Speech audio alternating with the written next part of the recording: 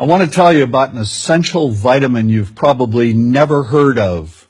If you're a parent or plan to be one, it might be more important to your child's growth than all other vitamins combined, and only you, a parent, can provide it.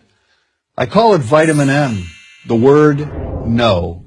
More and more children, I find, are suffering from vitamin N deficiency, and they, their parents, and our entire culture are paying the price. Let me illustrate my point with a story that's quite typical. A father, I'll call him Bill, gave his son, age 5, pretty much everything the little boy asked for. Like most parents, Bill wanted more than anything for his son to be happy, but he wasn't. Instead, he was petulant, moody, and often sullen. He was also having problems getting along with other children. In addition, he was very demanding and rarely, if ever, expressed any appreciation, let alone gratitude, for all the things Bill and his wife were giving him. Was his son depressed, Bill wanted to know? Did he need therapy? His son, I told him, was suffering the predictable ill effects of being overindulged. What he needed was a healthy and steady dose of vitamin N. Overindulgence, a deficiency of vitamin N, leads to its own form of addiction. When the receiving of things begins to generate nothing but want for more things. One terrible effect of this is that our children are becoming accustomed to a material standard that's out of kilter with what they can ever hope to achieve as adults. Consider also that many, if not most, children attain this level of affluence not by working, sacrificing, or doing their best, but by whining, demanding, and manipulating. So in the process of inflating their material expectations, we also teach children that something can be had for next to nothing. Not only is that a falsehood, it's also one of the most dangerous, destructive attitudes a person can acquire. This may go a long way toward explaining why the mental health of children in the 1950s, when kids got a lot less, was significantly better than the mental health of today's kids.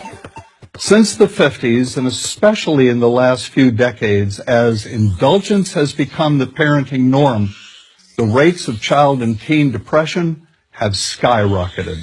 Children who grow up believing in the something-for-nothing fairy tale are likely to become emotionally stunted, self-centered adults. Then, when they themselves become parents, they're likely to overdose their children with material things. The piles of toys, plushies, and gadgets one finds scattered around most households.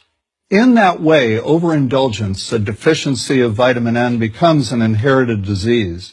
An addiction passed from one generation to the next.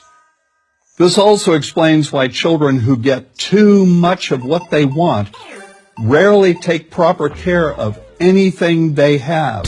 Why should they? After all, experience tells them that more is always on the way. Children deserve better. They deserve to have parents attend to their needs for protection, affection, and direction. Beyond that, they deserve to hear their parents say no far more often than yes when it comes to their whimsical desires. They deserve to learn the value of constructive creative effort as opposed to the value of effort expended whining, lying on the floor, kicking and screaming, or playing one parent against the other. They deserve to learn that work is the only truly fulfilling way of getting anything of value in life, and that the harder they work, the more ultimately fulfilling the outcome.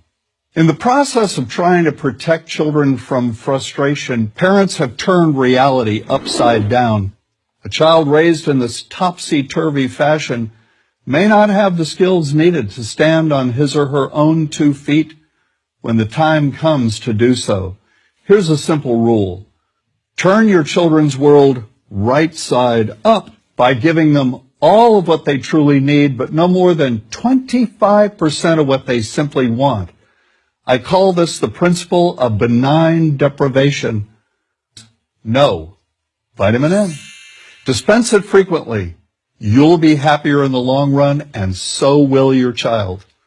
I'm John Rosemond, author and family psychologist for Prager University.